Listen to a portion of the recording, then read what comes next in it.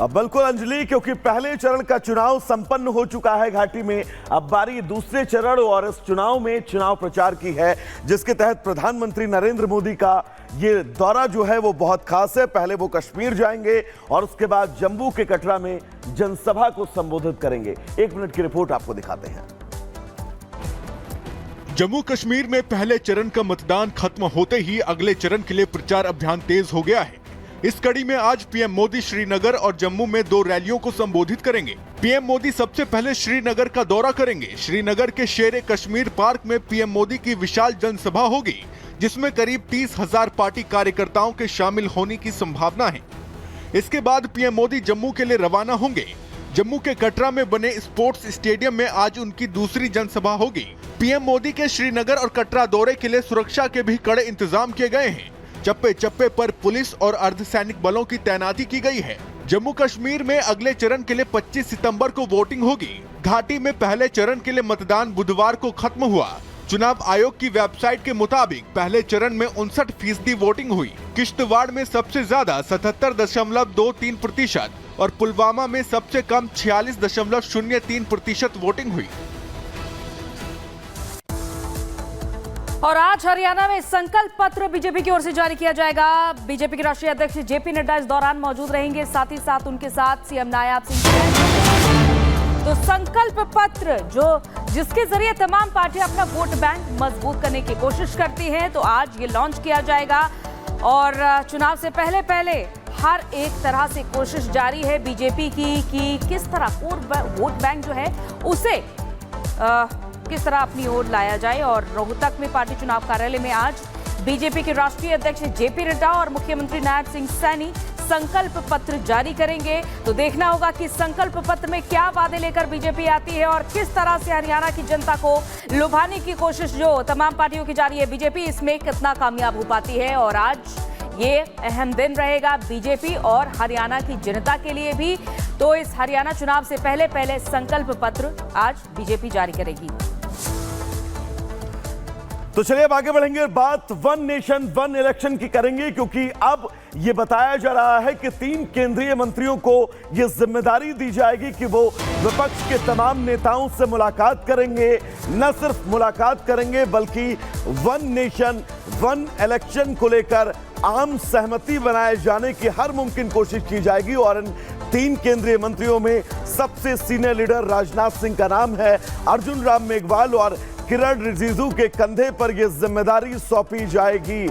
एक देश एक चुनाव पर आम सहमति बनाने की यह कोशिश, और इस कोशिश में ये 3 बड़े नाम जो विपक्ष के तमाम नेताओं से मुलाकात करेंगे, एक देश एक चुनाव को लेकर विस्तृत बात करेंगे और आम सहमति इस पर कैसे कायम की जाए, क्योंकि यह बड़ा संशय है। वन नेशन वन इलेक्शन को कैबिनेट से मंजूरी तो मिल गई है, लेकिन इस दिशा में क्या मजबूती के साथ जो बढ़ते कदम हैं, उन कदमों को विपक्ष रोकने की कोशिश नहीं करेगा।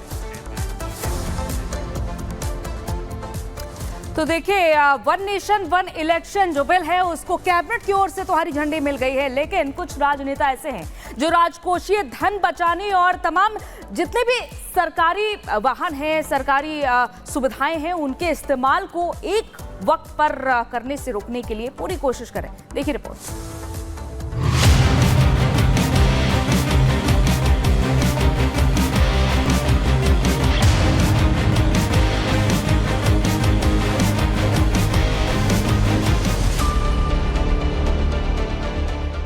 वन नेशन वन इलेक्शन को आज मोदी कैबिनेट से मंजूरी मिल गई।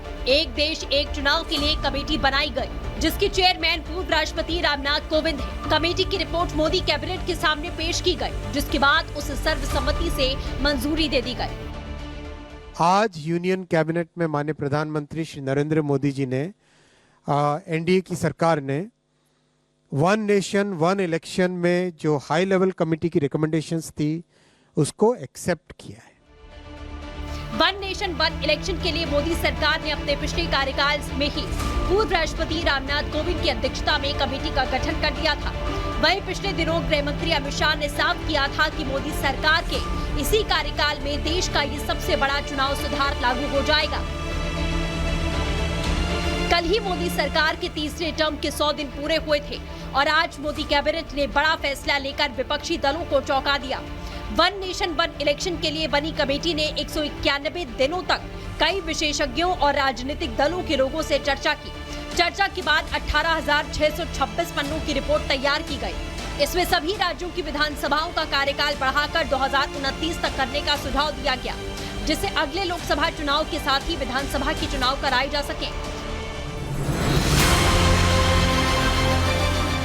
मोदी सरकार कोई भी फैसला ले और उस पर विपक्ष सवाल न खड़ा करे, ऐसा कैसे हो सकता है? कांग्रेस के कई नेता जहां इस फैसले को समझ से बाहर बता रहे हैं, वहीं इस फैसले को लागू करने में आने वाली परेशानियों का जिक्र कर रहे हैं। वन नेशन वन इलेक्शन पर केंद्रीय कैबिनेट के फैसले का सबसे ज्यादा विरोध क्षेत्रीय पार्टियां कर रही हैं। AIMIM अध्यक्ष असदुद्दीन ओवैसी जहां सरकार की मंशा पर सवाल खड़े कर रहे हैं, वहीं JMM की महुआ मांझी और क्षेत्रीय दलों निर्दलियों का अस्तित्व खतरे में नजर आ रहा है। वन नेशन वन इलेक्शन के AIMIM पार्टीज के खिलाफ थी, है और रहेगी। अगर पार्लियामेंट में लेकर आएंगे हम उसका अपोज करेंगे। तो नरेंद्र मोदी का पूरा गेम प्लान यही है कि नेशनल पार्टीज रहें और दूसरे तमाम रीजनल पार्टीज, छोटे पार्टीज हमेशा के लिए खत्म हो जाएं। आप सोचिए कि अगर इस तरह से वन नेशन वन इलेक्शन होगा तो जो रीजनल पार्टियां हैं, क्षेत्रीय पार्टियां हैं, जो निर्दलीय लड़ते हैं, ऐसे कैंडिडेट्स का क्या होगा? क्योंकि एजेंडा सेट होता है, लोकसभा का अलग रहता है, विधानसभा का अलग रहता है। हर राज्य में, जैसे झारखंड में स्थानीय मुद्दे अलग हैं, जो कि विधानसभा में उसके आधार पे जनता वोट करती है, कैंडिडेट को देखकर करती है, और लोकसभा में बस वहाँ पर दिल्ली में जो बैठे हैं बस उनको देखकर दे देते हैं। वन नेशन वन इलेक्शन व्यवस्था लागू करने में चुनौतियां भी कम नहीं है। सबसे बड़ी चुनौती है संविधान और कानून में बदलाव करना। एक देश एक चुनाव के लिए संविधान में संशोधन करना पड़ेगा।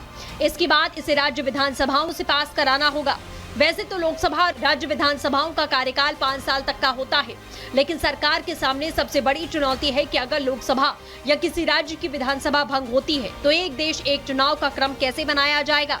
देश में EVM और VVPAT से चुनाव होते हैं, जिनकी संख्या सीमित है। अगर लोकसभा और विधानसभा के चुनाव एक साथ हुए तो इन मशीनों की भारी तादाद में जरूरत पड़ेगी। साथ ही जरूरत होगी प्रशासनिक अफसरों और सुरक्षा बलों की। सूत्रों की माने तो इन सभी समस्याओं का हल कोविंद कमेटी के 18,626 पन्नों की रिपोर्ट में दिया गया। लेकिन देखना ये होगा कि क्या विपक्षी दल कमेटी के सुझावों से सहमत होते हैं या इस मुद्दे पर नई सियासत देखने को मिलेगी। Bureau report, Republic Bharat. तो सरकार ने जिस वन नेशन वन इलेक्शन के रास्ते को चुना है वो रास्ता बहुत सरल नहीं है। चुनौतियां क्या क्या हैं? दरअसल वन नेशन वन इलेक्शन को लेकर तो इसमें सबसे पहले संविधान में आपको संशोधन करने की आवश्यकता होगी। बिल को राज्य की विधानसभाओं में भी आपको पास करवाना होगा। उसके बाद आप वन नेशन वन इलेक्शन को लागू कर सकते हैं। सभी राज्यों में एक विधानसभा का क्रम बनाना होगा, क्योंकि 5 साल का कार्यकाल होता है। देश में EVM और VVPAT की संख्या बहुत सीमित है। इस संख्या को भी आपको बड़ी मात्रा में बढ़ाना होगा। सरकारी मशीनरी की और संख्या बल को भी बढ़ाने की जरूरत होगी। वन नेशन वन इलेक्शन में आधारभूत ढांचा जो है वो आपको तैयार करना होगा और इस ढांचे को इतना मजबूत बनाना होगा कि वन नेशन वन इलेक्शन